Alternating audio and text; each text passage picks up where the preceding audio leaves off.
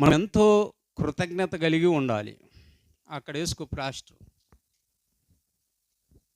మనం ఎంతో కృతజ్ఞత కలిగి ఉండాలి. ఓడిపోవటము గెలవటం అనేది వందనాలు మనిషిగా అది నైజం. కొన్ని విషయాలలో గెలుస్తూ ఉంటాము, కొన్ని విషయాలలో ఓడిపోతూ ఉంటాం. ఓడిపోయినప్పుడు కొంతమంది దిగులు చెంది, కొంతమంది చనిపోయే పరిస్థితికి వారు తెచ్చుకుంటారు. నేనంటాను, గెలవడం కంటే ఓడిపోయి గెలవటము ఉత్తమైనది. దేవునికి మహిమ కలుగునుగాక. నువ్వు గెలిచావనుకో, ఒక పరుగు పందెం ఉంది, వెంటనే గెలిచావు. గెలిచినమ్మటనే నువ్వు పడ్డ కష్టము, నువ్వు పడ్డ బేస్ బెంచ్ నాయన శ్రమ నీకు తెలియదు. అదే ఓడిపోయావనుకో, మరొకసారి గెలవటానికి శ్రమ పడతావు, కష్టపడతావు. వీలైతే కొన్ని విషయాలలో సాధన చేస్తావు. అవునా కదా? అలాగే లోకంలో ఓడిపోవటము గెలవటం అనేది మనకున్నప్పుడు ఆధ్యాత్మికమైన జీవితంలో దేవుడు కూడా మనల్ని పరిశోధించడా? ఈనాటి అంశం ఏంటంటే గెలుచుట, ఓడిపోవుట. దేనిలో గెలవాలి, దేనిలో ఓడిపోతున్నావు? రెండు ఒకే సందర్భం. మనుషులకు అర్థం కాదు, ఈ లోకానికి అర్థం కాదు. కానీ దేవుడు నిన్ను పరిశోధించినప్పుడు ఆ సందర్భం ఏంటంటే నీ విశ్వాసమును చూస్తూ ఉన్నాడు. దేవునికి మహిమ కలుగునుగాక. విశ్వాసంలో నువ్వు గెలవచ్చు, విశ్వాసంలో నువ్వు ఓడిపోవచ్చు. అయితే విశ్వాసంలో గెలిచిన వారి గురించి ప్రభువు ఒక ముగ్గురు గురించి వారి గురించి ఒక సాక్ష్యంగా తెలియపరుస్తూ ఉన్నారు. విశ్వాసములో మొదటగా గెలిచిన వ్యక్తి ఆదికాండము 22వ అధ్యాయంలో 1 నుండి 18 వచనాల్లో అక్కడ ఒక వ్యక్తి కనపడతాడు. ఆయన పేరు ఏంటంటే అబ్రహాము. అబ్రహామును దేవుడు పరిశోధిస్తూ ఉన్నాడు. అబ్రహాము దేవుడు ఏ విధంగా నన్ను ఎమ్మడిస్తాడో అని తెలుసుకుంటూ ఉన్నాడు. అయితే అబ్రహాము విషయంలో దేవుడు అన్నీ ఆశీర్వాదకరంగానే జరిగించి ఉన్నాడు. ఈరోజు మన విషయంలో కూడా అన్నీ ఆశీర్వాదకరంగానే మనల్ని దేవుడు ఉంచుతూ ఉన్నాడు. ఆయన దీవెన ఆశీర్వాదము మన మీద లేదంటే ఈరోజు సజీవుల లెక్కలో మనము మిగిలి ఉండం. ఎంతోమంది మన కళ్ళ ముందే చనిపోయి వారి సమాధి మీద గడ్డి మొలిసే పరిస్థితులు ఉన్నాయి. అయితే ఈరోజు మనము, మన కుటుంబము, మన బిడ్డలు, మన భార్య, మన భర్త క్షేమంగా, ఆశీర్వాదకరంగా, సమాధానకరంగా, దీవెనకరంగా ఉన్నాము అంటే అది దేవుడు దీవించిన ఆశీర్వాదం. అది ఆ ఆశీర్వాదము పొందుకున్న మనము విశ్వాసములో నమ్మకముగా జీవించాలి. ఎలా జీవించాలి? విశ్వాసములో నమ్మకముగా జీవించాలి. విశ్వాసములో నమ్మకంగా జీవించినప్పుడు దేవుడు మనలను ఆశీర్వాదకరముగా ఈ లోకంలో నిలబెడతాడు. అయితే అబ్రహామును దేవుడు పరిశోధిస్తున్నాడు. ఇతడు విశ్వాసములో గెలుస్తాడా, విశ్వాసములో ఓడిపోతాడా? ఈరోజు క్రీస్తును నమ్మిన నిన్ను కూడా దేవుడు ఒక ప్రశ్న అడుగుతూ ఉన్నాడు. విశ్వాసంలో గెలుస్తావా, విశ్వాసంలో ఓడిపోతావా? ఎలా ఉంది నీ జీవితము అని ఈ మధ్యాహ్న కాల సమయంలో పరిశుద్ధాత్మ దేవుడు నీతో నాతో మనందరితో మాట్లాడుతూ ఉన్నాడు. అబ్రహాముతో ఒక మాట చెప్పాడు. అబ్రహామా, నీకు పనివారిని ఇచ్చాను, ధనమునిచ్చాను, వెండి బంగారములు ఇచ్చాను, ఆస్తిపాస్తులను ఇచ్చాను, అంతస్తునిచ్చాను.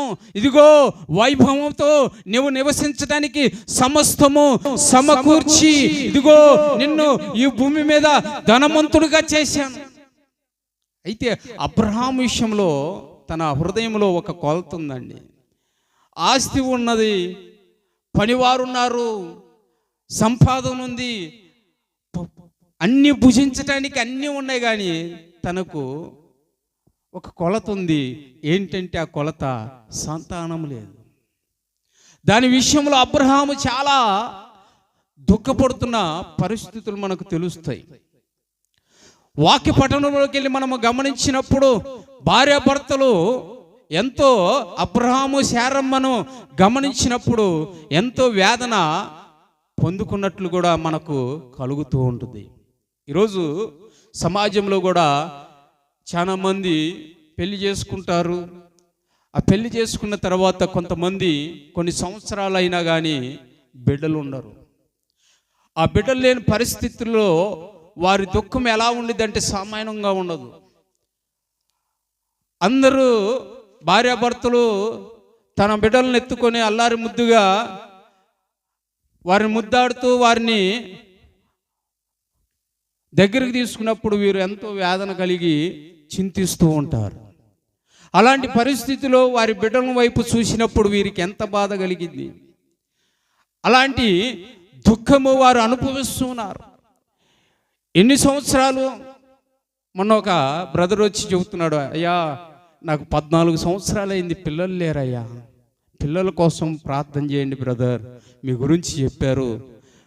ఒక బ్రదర్ కూడా ప్రత్యేకంగా సాక్ష్యం ఇచ్చారు, ఇదిగో ప్రార్థన చేశారంట, మీరు మరి 10 సంవత్సరాలకు కుమారుని ఇచ్చాడంట, నాకు అతను సాక్ష్యం ఇచ్చాడు బ్రదర్, నా గురించి ప్రార్థన చేయండి అని చెప్పారు. ఎన్ని సంవత్సరాలంట? 14 సంవత్సరాలు పిల్లలు లేక అల్లాడుతున్న పరిస్థితి, దుఃఖపడుతున్న పరిస్థితి, వేదన పడుతున్న పరిస్థితి, సమాధానం లేదు కుటుంబంలో, మరి సంతోషము లేదు కుటుంబంలో, ఆనందము లేదు కుటుంబంలో, సమాధానము లేదు. వారిద్దరి మధ్య, భార్యాభర్తల మధ్య ఎంతో దుఃఖకరమైన పరిస్థితి. అలాంటి పరిస్థితుల్లో వేదన చెంది దైవజనుడి కాడికి వచ్చినప్పుడు మరి ప్రార్థించి పంపించాం. ప్రార్థించి పంపించిన తర్వాత అతను సెలవిచ్చింది ఏంటంటే, దేవుడు అయ్యా ఈ నెల మా భార్యకు నెలసరి రాలేదు, దేవుడు మాకు సంతానాన్ని కలగజేయబోతున్నాడని సాక్ష్యం ఇచ్చాడు. చప్పట్లు కొడదాం. హల్లెలూయా, హల్లెలూయా, హల్లెలూయా. అలాగే అబ్రహాముతో కూడా వాగ్దానం ప్రత్యక్షంగా దేవదూతలు పలుకుతూ ఉన్నాయి. అబ్రహామా, నీ విశ్వాసమును బట్టి, నీ నమ్మకత్వాన్ని బట్టి, నీవు దేవుని నమ్మి దేవుడి పిలుపుకు మేరా ఎమ్మడించిన విధానమును బట్టి ఇదిగో దేవుడు గొప్ప సంతోషాన్ని నీకు కలగజేయబోతున్నాడు, నీకు సంతానమును ఇవ్వబోతున్నాడని దేవుడు చెప్పినప్పుడు దేవుని వార్త అబ్రహాముకి కలిగినప్పుడు ఎంతో సంతోషం వేసింది. సంతోషం వేసి అబ్రహాము ఎంతో సంతోషపడుతున్న సందర్భంలో మరల ఆకాశము నుండి ఒక వాక్కు అబ్రహాముకి ప్రత్యక్షమైంది. అబ్రహామా, ఇదిగో నీకు సంతానం ఇవ్వబోతున్నాను, కానీ ఆ సంతానమును నేను బలిగా తీసుకుంటున్నాను అంటున్నాడు. ఏమంటున్నాడు? బలిగా తీసుకుంటూ ఉన్నాడు. ఇప్పుడు సంతానం ఇచ్చిన తర్వాత, ఆ వార్త ప్రత్యక్షమైన తర్వాత సంతోషంగా ఉన్న సందర్భంలో మరలా నాకు సమర్పించు, ఇదిగో బలిగా ఇవ్వమంటే అతనికి ఎంత వేదనగా ఉండిద్దండి, ఎంత దుఃఖంగా ఉండిద్దండి, ఎంత రోధిస్తున్న పరిస్థితి అండి. అలాగే అబ్రహాముతో చెబుతున్న మాట ఏంటంటే, ఆ బలి కూడా ఇదిగో యాజకుడు అర్పించకూడదు, నీ పనివారు అర్పించకూడదు, ఇదిగో నీ చేతులతోనే ఇదిగో నీ కలిగిన సంతానాన్ని అదిగో ఆ కొండపై ఇదిగో నీ అంతటా నువ్వే ఇదిగో అతన్ని వధించి నాకు సమర్పించని అడుగుచూ ఉన్నాడు. ఆ తండ్రి తట్టుకోగలుగుతాడా? ఆ తండ్రి భరించగలుగుతాడా? ఆ తండ్రి మరి ఆ దుఃఖాన్ని ఓర్చుకోగలుగుతాడా? ఓర్చుకోలేడని. అలాంటి సందర్భంలో దేవుని వాక్యము అబ్రహాముతో మాట్లాడినప్పుడు అబ్రహాము ఏం చేస్తున్నాడంటే, ప్రభువా నేను చిత్తముగా నీ పని జరిగిస్తున్నానయ్యా, ఆ కొండ మీదే ఉన్నానయ్యా, ఇదిగో నా వరలో ఉన్న కత్తితో నా కుమారుణ్ణి ఇప్పుడు బలిపోతున్నానని ఆ కొండ మీదకి ఆ ఇచ్చిన సంతానం ఇస్సాకుని తీసుకొని ఆ కొండ మీదకి తీసుకెళ్తూ ఉన్నాడు. వెళ్తున్న సందర్భంలో అక్కడ కూడా దుఃఖం కలిగిందండి. ఏం కలిగింది?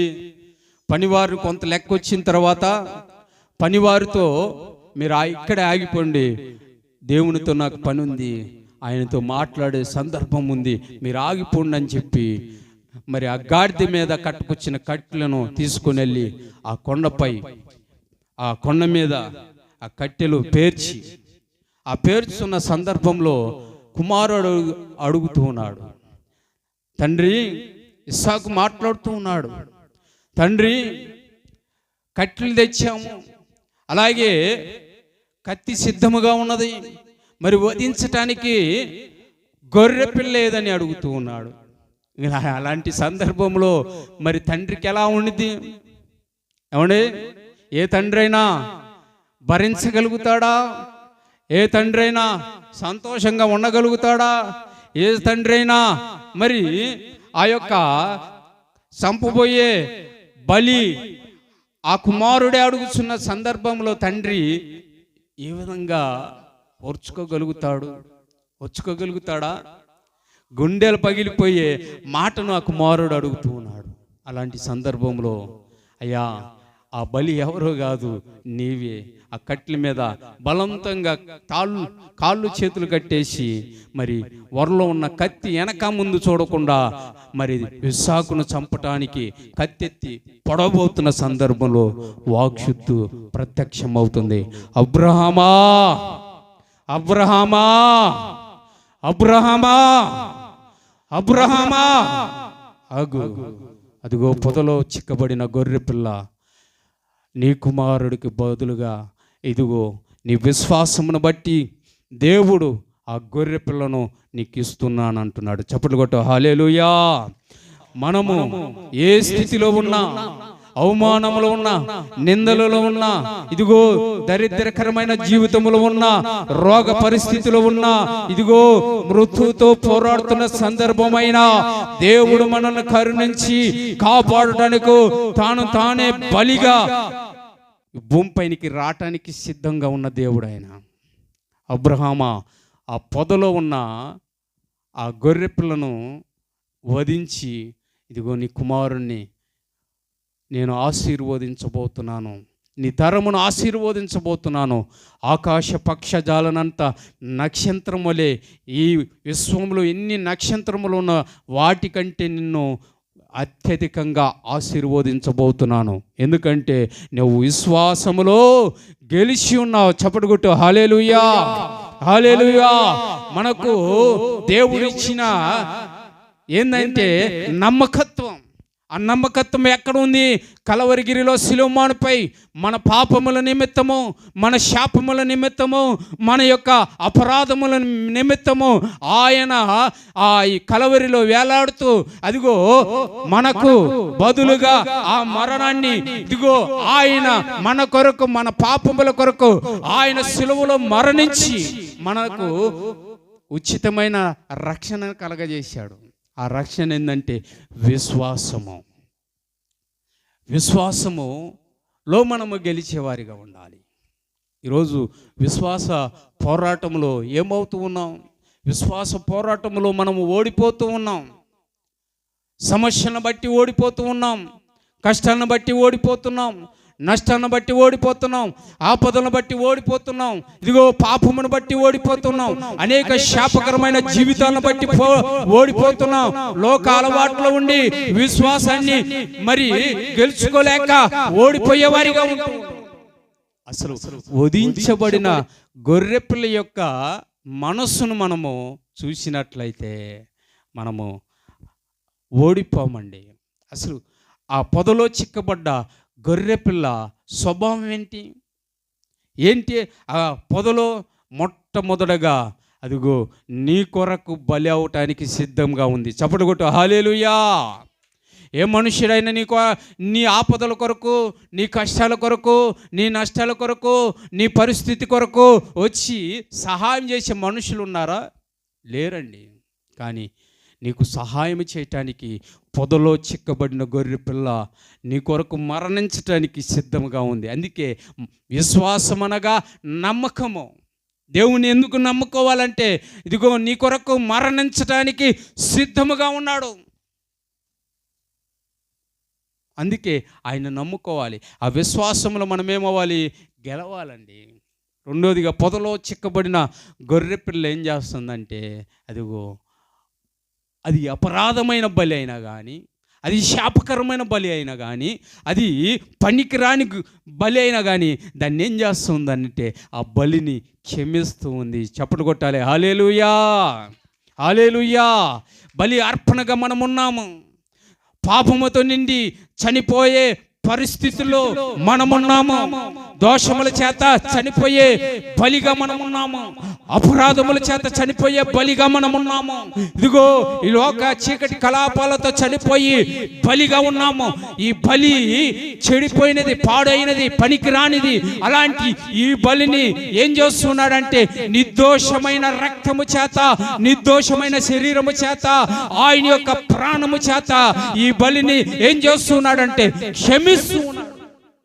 అర్థమైందా? ఆ పొదలో చిక్కబడిన గొర్రెపిల్ల క్షమించే గొర్రెపిల్ల. ఆ పొదలో చిక్కబడిన గొర్రెపిల్ల ఎక్కడి నుండి వచ్చిందండి? నిత్యము దేవదూతలు ఆరాధించబడిన గొర్రెపిల్ల. 24 మంది పెద్దల మధ్య, కెరూబుల మధ్య, శరాబుల మధ్య, దేవదూతల మధ్య అనేక మరి సందర్భాలలో దేవుని యొక్క శక్తి చేత ఆ మహిమ తేజోపమైన మహిమలో నిత్యము పరలోకములో పరిశుద్ధుడు పరిశుద్ధుడని గాన ప్రతిగానము చేయబడిన ఆ గొర్రె పిల్ల ఇప్పుడు భూమి మీద ఇదిగో ఉమ్ము వేపించుకోవటానికి, ఇదిగో కొరడ దెబ్బలు కొట్టించుకోవటానికి, అలాగే రోడ్ల మీద వీడిపించుకోవటానికి, తన ఈపు నాగల వలె దున్నబడటానికి, ఇదిగో నీ కొరకు నా కొరకు దోషభరితమైన ఆ పాపము కొరకు ఇదిగో తనను తాను సమర్పించుకొని నా బిడ్డలు రక్షించబడాలని ఇదిగో నిత్యము పొగడబడిన ఆ వ్యక్తి మహిమ చేత సింహాసనంపై నిత్యము కీర్తించబడిన ఆ వ్యక్తి ఇప్పుడు మన కొరకు తనను తాను తగ్గించుకున్నాడండి. భూమిపైకి వచ్చాడండి. భూమి మీద ఏముంది?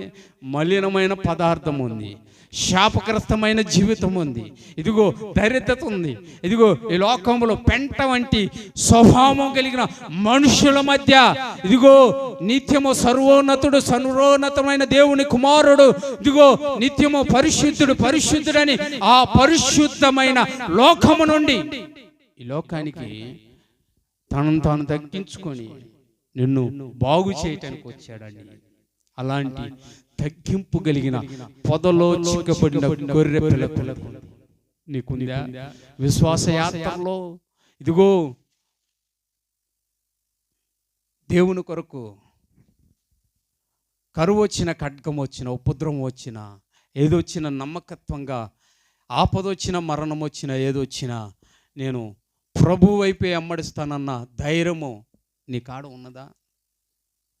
అందుకేనండి విశ్వాసంలో మనం ఓడిపోతూ ఉన్నాం, విశ్వాసంలో నిలవలేని వారిగా ఉంటూ ఉన్నాం. ఈ లైవ్ ద్వారా చూస్తున్న ప్రతి ఒక్కరితో కూడా మాట్లాడుతున్నాడు పరిశుద్ధాత్మదేవుడు. ఆ పొదలో చిక్కబడిన గొర్రె పిల్ల నీ కొరకే మరణించటానికి వచ్చాడు. ఆ పొదలో చిక్కబడిన గొర్రె పిల్ల నిన్ను క్షమించటానికి వచ్చింది. ఆ పొదలో చిక్కబడిన గొర్రెపిల్ల తాను తగ్గించుకొని ఈ లోకానికి వచ్చి ఇదిగో మన పాపములన్నీ తీసివేసి మహిమకరంగా మనల్ని నిలబెట్టింది, మనల్ని ఆశీర్వదించి ఇదిగో భూమి మీద మీరు సమాధానముగా ఉండండి అని ఆ ఆత్మతో చెప్పిన మాటలు ఇప్పుడు మీతో చెబుతూ ఉన్నాయి. విశ్వాసంలో గెలిచేవాడిగా ఉంటూ ఉన్నావా, ఓడిపోయేవాడిగా ఉంటున్నావా? అబ్రహాం అయితే ఇదిగో తన కుమారుని బలిగా ఇవ్వటానికి, తన కుమారునికి ఇదిగో చంపటానికి కూడా వెనుకాడలేదు. బలిగా ఎత్తిన కత్తి దించకుండా ఉన్నప్పుడు దేవుడే అబ్రహామును ఇదిగో తన సంతతిని, తన వారసత్వాన్ని విశ్వాసమును బట్టి ఆశీర్వదించాడు. దేవునికి మహిమ కలుగును గాక. నీవు కూడా నీ విశ్వాసమును బట్టి నీ తరములను దేవుడు ఆశీర్వదించును గాక. అందుకే దేవుడు పరిశోధిస్తున్న విషయాలలో మొదటగా విశ్వాసాన్ని పరిశోధిస్తాడు. రెండోదిగా భక్తి విషయంలో నిన్ను పరిశోధిస్తాడు. నమ్మిన నిన్ను దేనిలోకి నడుపుతాడంటే భక్తిలోకి నడుపుతాడు. విశ్వసించిన నీవు నమ్మి దేవుణ్ణి అంగీకరించినప్పుడు భక్తి అనేది నీకు నేర్పుతాడు దేవుడు.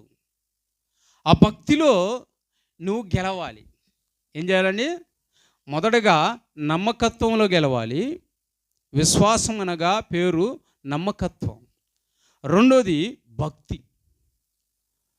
క్రీస్తును భక్తి అనగా దేవుణ్ణి ఆరాధించటం, దేవుణ్ణి మహిమపరచడము, భయము భక్తి కలిగి దేవుని సన్నిధిలో గడపడమే భక్తి. అలాంటి భక్తిమంతుని దేవుడు ఏం చేస్తాడంటే ఆ దేశంలోనే గొప్పవాడిగా చేస్తాడంట. చప్పట్లు కొట్టాలి, హల్లెలూయా. ఎలా చెప్పగలుగుతున్నావయ్యా నీవు అని నన్ను పరిశోధించవచ్చు మీరు. భక్తిమంతుడు బైబిల్ పట్టణంలో ఒక ఆయన ఉన్నాడు. ఎవరు ఆయన? ఊజ్ అనే పట్టణంలో బహు భక్తి కలిగిన వ్యక్తి ఎవరంటే యథార్థవంతుడు, న్యాయవంతుడు, భక్తిపరుడు యోబు అనే వ్యక్తి ఉన్నాడంట. చదవండి, యోబు రాసిన గ్రంథము 1వ అధ్యాయము 1వ వచనము 2వ వచనంలో అక్కడ మాట్లాడుతున్నాడు. చూడండి,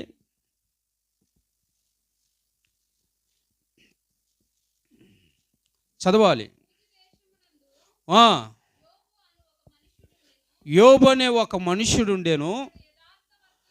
అతడు యథార్థవంతుడును న్యాయవంతుడై దేవుని యందు భయము భక్తి కలిగి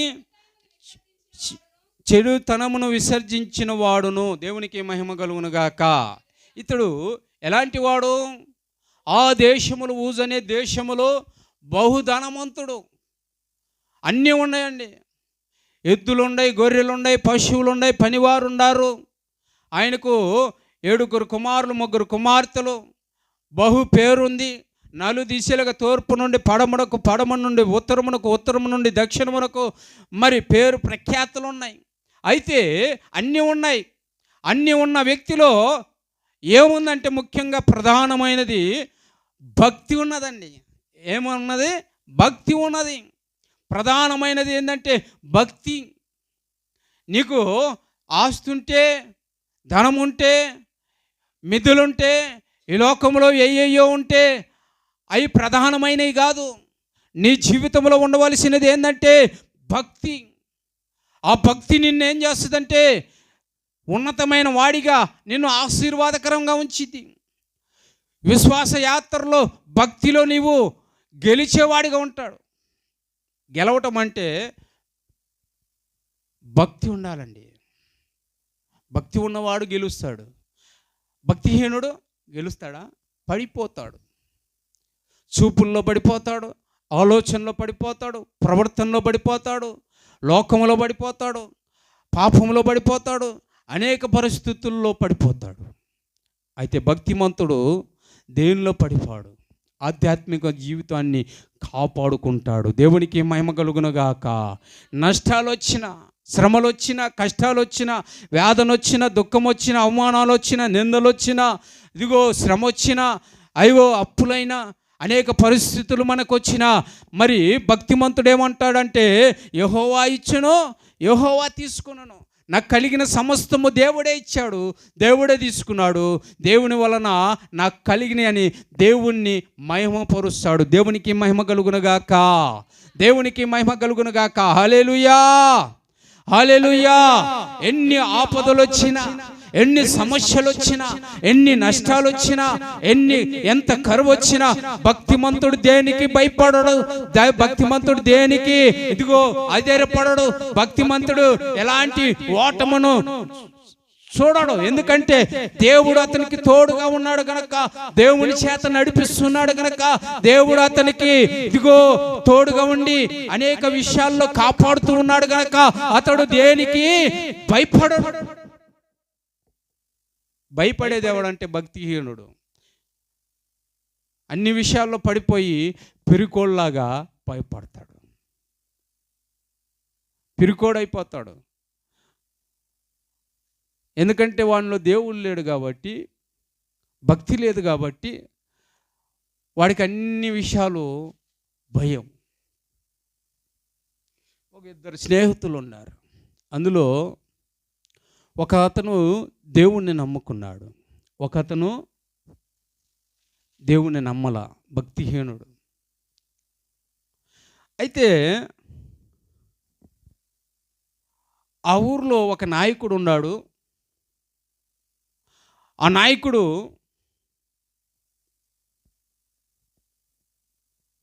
అందరికీ సాయం చేస్తున్నాడు. చేస్తున్న సందర్భంలో భక్తిమంతుడమో ఒక చెట్టు కింద కూర్చొని ఎప్పుడు దేవుణ్ణి ఆరాధిస్తూ, దేవుణ్ణి మయంపరుస్తూ, ప్రార్థిస్తూ ఉంటాడు. ఈ భక్తిహీనుడమో మనుషులందరిని పొగడటం, ఆ మనుషులందరితో విచ్చలుడిగా ప్రవర్తించటం, ఏదేదో చేస్తూ బ్రతుకుతూ ఉన్నాడు. అయితే ఆ సహాయం చేసే వ్యక్తి భక్తిహీనుడి కాడికి వెళ్ళి, అయ్యా మరి ఈరోజు నేను కొంతమందికి సాయం చేయబోతున్నాను, నీకేం కావాలని అడిగితే, అయ్యా నువ్వేది ఇచ్చినా నేను తీసుకుంటానయ్యా అన్నాడు. అలాగే దేవుణ్ణి నమ్మిన భక్తిమంతుని దగ్గరికి వెళ్ళి అడిగాడు. అడిగినప్పుడు, అయ్యా నేను మనుషుల సహాయం తీసుకుని కానీ నా దేవుడు నాకు సహాయం చేస్తాడయ్యా అని అన్నాడు. అన్నప్పుడు సరే, ఈ మనుషుడికి ఒక ఆలోచన కలిగింది. నేను సాయం చేస్తున్నప్పుడు దేవుడు ఎట్ట సాయం చేస్తాడు? నేను కదా భక్తిహీనుడైతే, అదిగో నీ దయ వలన నేను పొందుకున్నాను, నువ్విస్తే నేను ఇల్లు కట్టుకున్నాను, నువ్విస్తే నాకు సంపద వచ్చింది, నువ్విస్తే నాకు ధనం వచ్చిందని ఇతను నన్ను పొగుడుతూ ఉన్నాడు. అతడిని చూడబోతే నాకు దేవుడు సమస్తం ఇస్తాడు, సమస్తము మరి దేవుడు పోషిస్తాడని చెబుతూ ఉన్నాడు అని ఇతను ఒక ఆలోచన కలిగి, ఒక ఉపాయం కలిగి, మరి మీ ఇద్దరికి మంచి భోజనం పెట్టబోతున్నాను, ఈ క్యారేజ్ పంపిస్తున్నాను, మీరు తినండి అన్నాడు. మొదటగా ఆ భక్తిహీనుడి కాడికి ఈ క్యారేజీని పంపించాడంట. క్యారేజీని పంపించినప్పుడు ఈ భక్తిహీనుడు ఆలోచన ఏంది?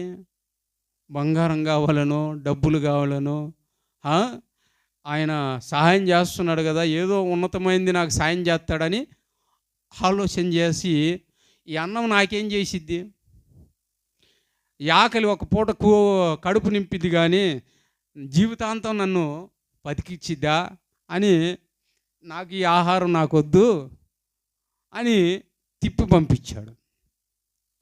సరే, సహాయం చేసే ఆ పనివారిలో ఒక ఆయన మళ్ళీ తీసుకొచ్చి, అయ్యా ఎందుకో మరి మా అయ్యగారు నిన్ను ఈ అన్నం తినమంటున్నారు, ఈ అన్నం తిని అయ్యగారి గురించి ప్రార్థన చేయమంటున్నారు అని చెప్పాడు. ఈయన దేవుడే పంపించాడు కదా,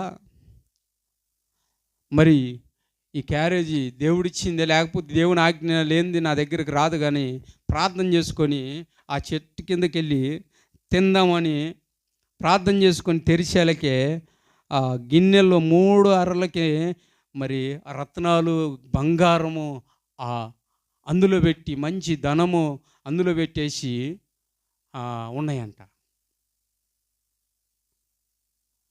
ఈ సహాయం చేసే వ్యక్తి ఆ భక్తిహీనుడి కాడికి వెళ్ళి, అరే నా పేరు చెబుతున్నావు కదా, నీకోసం నేను పంపిస్తే వాడికి పంపించేవేంద్రా, నేను వాడికి పంపించలేదా అన్నాను. కానీ దేవుడే అతని దగ్గరికి చేరేలాగా చేశాడు. దేవునికి మహిమ కలుగును గాక.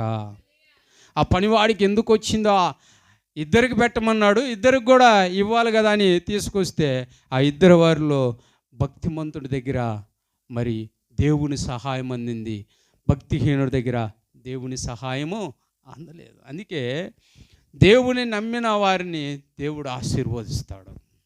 దేవుని నమ్మక భక్తిహీనతలో, చెడ్డ అలవాట్లు, దురాలోచనలతో, చెడు ప్రవర్తనలతో జీవించినట్లయితే వాడు ఏం కలగజేసుకుంటాడంటే, చెడు ప్రవర్తన వలన, పాపం వల్ల వచ్చు జీతము మరణము. ఆ మరణము అధోపాతమునకు తీసుకెళ్తుంది. అదే భక్తి వల్ల ఏమైందంటే దేవుడే నిన్ను ఆశీర్వదిస్తాడు. దేవునికి మహిమ కలుగునగాక.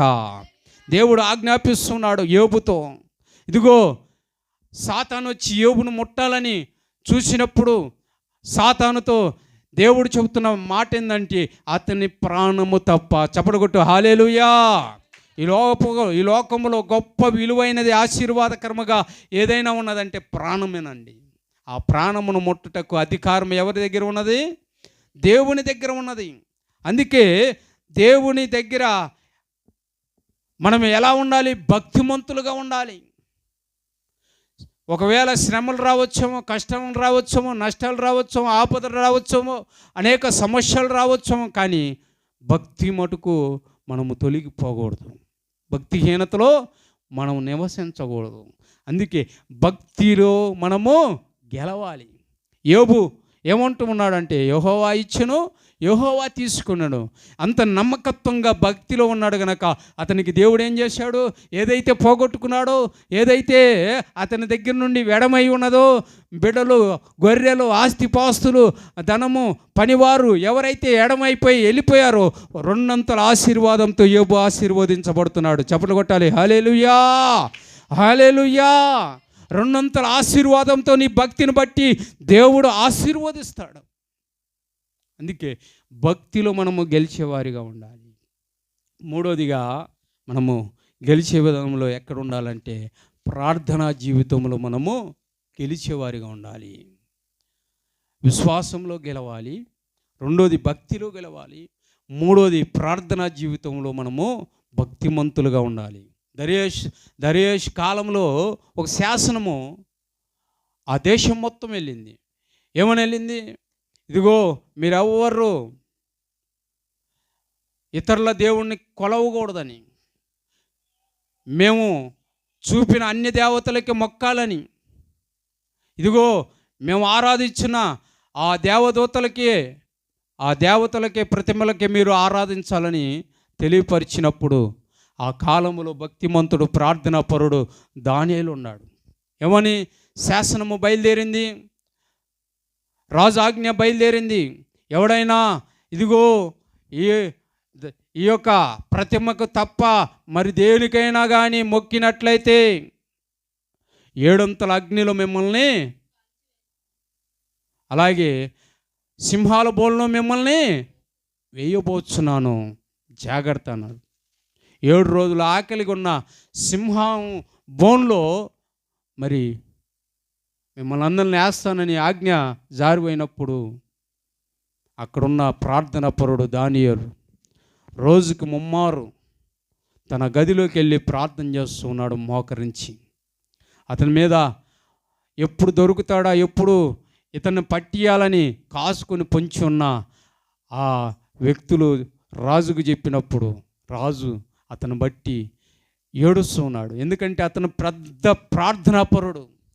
ఆ దేశంలో కరువు వచ్చినప్పుడు, ఆ దేశంలో నష్టం వచ్చినప్పుడు, ఆ దేశంలో అనేక పరిస్థితులు విపత్తులు సంభవించినప్పుడు ఇదిగో దేవుని దగ్గర మరి అడిగి అనేక నష్టాల నుండి, అనేక శ్రమల నుండి, అనేక మరణాల నుండి రక్షించబడటానికి కారకుడు దానియేలు. అలాంటి దానియేలు ఇప్పుడు నన్ను తిరస్కరించి ఇదిగో నా వాక్కును తిరస్కరించి ఇదిగో సింహాల గోనులో చనిపోబోతున్నాడని ఆ దర్వేష్ రాజు కన్నీరు చెందుతున్నాడు. ఎందుకంటే అతని ప్రార్థనా జీవితాన్ని బట్టి. ప్రార్థన చేస్తుండగా పట్టుబడ్డాడు. సింహాలను గోన్లో వేసినప్పుడు ఆ సింహాల బోన్లోకి దానియేలు ఉన్నప్పుడు ఒక్క సింహం కూడా ఉదయం నుండి రాత్రి నుండి ఉదయం దాకా దానియేలును ముట్టడానికి కూడా చేతగాలేదు. దేవునికి మహిమ కలుగునుగాక. హల్లెలూయా, హల్లెలూయా. ఈరోజు నిన్ను ప్రార్థన పరుడు అయితే శ్రమలు నిన్ను ముడతాయా? కష్టాలు నిన్ను ముడతాయా? నష్టాలు నిన్ను ముడతాయా? ఆపదలు నిన్ను ముడతాయా? సమస్యలు నిన్ను ముడతాయా? రోగాలు నిన్ను ముడతాయా? అందుకే ప్రార్థనా జీవితంలో మనం గెలిచేవారిగా ఉండాలి. ఎప్పుడు ప్రార్థించాలి. మన బలం ఏంటంటే ప్రార్థన. మన యొక్క నమ్మకత్వం ఏంటంటే ప్రార్థన. మన శక్తి ఏంటంటే ప్రార్థన. ప్రార్థన లేని ఇల్లు ఇదిగో చీకటి గృహం, దెయ్యాల కోట. అది ప్రార్థన ఏ ఇంటిలో ఉండిద్దో, ప్రార్థన ఏ దేహంలో ఉండిద్దో, ప్రార్థన ఏ జీవితంలో ఉండిద్దో వారి యొక్క జీవితంలో ఎలా ఉండిద్దంటే సంతోషముతో, ఆనందముతో, మరి అనేక పరిస్థితులతో మరి ఆ ఇల్లు అభివృద్ధికరంగా ఉండిద్ది. అందుకే ప్రార్థన అనేది జీవితాన్ని గెలుచుకోవాలి మనం. నీ జీవితంలో ఓటమి గెలుపులో నువ్వు గెలవాల్సింది ఏంటి? 3 రకాలుగా దేవుడు చెప్పాడు. 1 విశ్వాసంలో గెలవాలి, 2 భక్తిలో గెలవాలి, 3 ప్రార్థనా జీవితంలో నువ్వు గెలవాలి. ఓటమి ఎప్పుడు వస్తుంది? ఓటమి నష్టం వచ్చినప్పుడా? మంచి గొప్పదానివే. ఓటమి ఎప్పుడు వస్తుందంటే దేవుడు నిన్ను సృజించాడు, ఫలించి అభివృద్ధి పొందమని చెప్పాడు. ఫలించి నీకు ఒక స్థానాన్ని ఇచ్చాడు.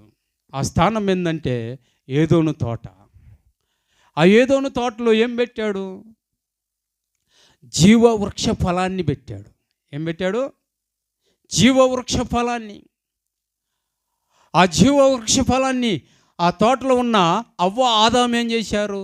సర్పము మాట విని, అపవాది మాట విని, సాతాను మాట విని జీవవృక్ష ఫలాన్ని పోగొట్టుకున్నారు. తినగోని పండు తిని వారు ఏం చేశారంటే శాపాన్ని తెచ్చుకున్నారు. ఈరోజు శాపకరమైన దౌర్భాగ్యమైన పరిస్థితి మనకు వచ్చిందంటే, పాపం అనే విత్తనము నాటబడిందంటే వారు నాటిన ఆ గింజ ఇప్పటికీ ఏళ్తానే ఉంది. ప్రతి వ్యక్తి పాపములో పడిపోతూ ఉన్నాడంటే, ప్రతి వ్యక్తి శాపములో పడిపోతూ ఉన్నాడంటే, ప్రతి వ్యక్తి త్రాగుడుకు, ప్రతి వ్యక్తి వ్యభిచారానికి, ప్రతి వ్యక్తి అబద్ధాలకి, ప్రతి వ్యక్తి మోసాలకి, అక్రమమైన జీవితానికి జీవిస్తున్నారంటే ఆదిలోనే జీవ ఫలాన్ని పోగొట్టుకున్నారు గనక, ఆ జీవ ఫలాన్ని వారు భుజించలేదు గనక పాపం అనే శాపము ఎప్పటికీ వెళ్తూనే ఉంది. ఆ శాపం వలన ప్రతి కుటుంబము ఇప్పుడు నష్టాల్లో ఇరక్కపోయి ఉన్నది. అర్థమైందా? ఇప్పుడు నువ్వేం కాపాడుకోవాలి? ఏటిని ఓటమి అయిపోతున్నావు అంటే నీ ఆత్మను నువ్వు ఆర్పుకుంటున్నావు. ఈ జీవం లేకపోతే ఆత్మ కలుషితం చేసుకుంటున్నావు, శరీరాన్ని కలుషితం చేసుకుంటున్నావు, దేహాన్ని కలుషితం చేసుకుంటున్నావు. చూడండి, ఈరోజు నువ్వు పుట్టినప్పుడు ఎయిడ్స్ వ్యాధి ఉందా? నువ్వు పుట్టినప్పుడు క్యాన్సర్ ఉందా? నువ్వు పుట్టినప్పుడు మరి థైరాయిడ్ ఉందా? నువ్వు పుట్టినప్పుడు మరి షుగర్ ఉందా? మరి నీ దేహంలోకి ఈ రక్తము ఎందుకు మలినమైపోయింది, ఎందుకు చెడ్డ డిజీజ్ అనేది నీలోకి వచ్చింది? గల కారణం ఏంటంటే నీలో అపవిత్రమైన రక్తము మలినము అంటింది. అపవిత్రమైన చోటుకు నువ్వు చోటు ఇచ్చావు. ఇదిగో నీ శరీరానికి ఇచ్చావు, నీ ఆలోచనలకు ఇచ్చావు, నీ నడవడికి ఇచ్చావు, నీ ప్రవర్తనకి ఇచ్చావు. నీ అంతరంగంలో ఉన్న ఈ దేహంలో చెడు ప్రవర్తనలతో, పాపమనే విత్తనముతో నీ దేహము, నీ ఆత్మ చెడిపోయింది గనక ఆ జీవపు ఫలాన్ని నువ్వు పోగొట్టుకున్నావు. అందుకే ఆత్మను, శరీరాన్ని గెలిచే విధానంలో నువ్వు ఓడిపోతూ ఉన్నావు. అర్థమైందా? శరీరము, ఆత్మను నువ్వేం చేస్తూ ఉన్నావు అంటే కలుషితం చేసుకున్నావు. పుట్టినప్పుడు చంటి బిడ్డ బీడీలు తాగాడండి. మరి పెద్ద అయిన తర్వాత ఒక్కొక్కడు, నిన్న కాలేజీలకు సెలవు ఇచ్చారని నేను అక్కడికి వెళ్ళాను. ఒక బాబు ప్రార్థన చేయటానికి రావను. వాడు చదివేది మంచి కాలేజీ. ఆ కాలేజీలో వాడు నడుచుకుంటా వాడి ప్రవర్తన చూస్తే ఒక విలువ కలిగిన సిగరెట్, అది ఎంత ఉండిద్దో నాకు తెలియదు కానీ 50 రూపాయలు పట్టుకొని పీకుతూ ఉన్నాడు. ఇంకా వాడి వయసు అంతా మా కుమారుడు చందు వయసు ఉండిద్ది. ఏడుపు వచ్చింది, ప్రభువా ఇలాంటి చిన్న బిడ్డలు పాడైపోతున్నారు. చిన్నప్పుడు వీడికి ఈ ఆలోచన లేదు కదా, పెరిగి పెద్ద అయిన తర్వాత ఎందుకు వస్తుంది? శరీరాన్ని నాశనం చేసుకుంటున్నాడు, ఆత్మను నాశనం చేసుకుంటున్నాడు. అంటే దానికి తావు సాతానికి చోటిస్తూ ఉంది. సాతాను నిన్ను ప్రేరేపించి నీలో ఉన్న జీవము, నీలో ఉన్న ఫలమును ఏం చేస్తూ ఉన్నాడంటే ఆర్పేస్తూ ఉన్నది. అందుకే దేవుడు నీ ఆత్మను, నీ శరీరాన్ని కాపాడుకుంటూ ఉన్నాడు. నీ శరీరము, నీ ఆత్మ బాగుండాలని ఆయన శరీరము, రక్తము నీ కొరకు ఇచ్చి ఉన్నాడు. నువ్వు కలుషితం అయిపోకూడదు. అందుకే ఇది నీతిమంతుని రక్తము, నీతిమంతుని శరీరము ఆ కొయ్య మీద వేలాడబడుచు ఉన్నది. అపవిత్రమైన ఆలోచనలతో ఇప్పుడు నిన్ను నిర్మించాడు, బ్రతకమని చెప్పాడు. బ్రతకమని చెప్పిన తర్వాత నువ్వేం చేసావు? దేవునితో సావాసం కలిగి ఉన్నావా? లేవండి. నీ పన్నుల భారంతో, నీ ఇష్టం వచ్చిన ప్రవర్తనలతో, నీ ఇష్టం వచ్చిన ఆలోచనలతో, నీ ఇష్టం వచ్చిన నడవడిక నడుస్తూ నమ్మకత్వాన్ని కోల్పోయావు గనక నీకు ఓటమి నీ దగ్గరకు వస్తూ ఉన్నది. ఇశ్రాయేలు ప్రజలను అరణ్య మార్గంలో నడిపాడు.